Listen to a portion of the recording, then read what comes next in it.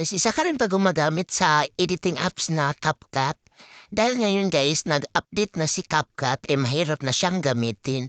So for today's video ay i-share na ko ninyo, baka makatulong ito guys sa mga content creator para magamit natin o ma-maximize natin yung mga feature ni CapCut na noon na hindi natin madadamit dahil nag-update na siya.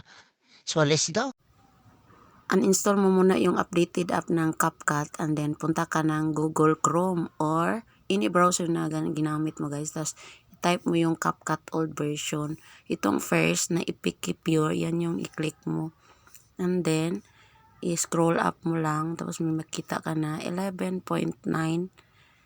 na CapCut version. Yan yung i-click mo. And then, scroll up ulit. Nanapin mo yung download na sign. Ayan. Yan. Downloading.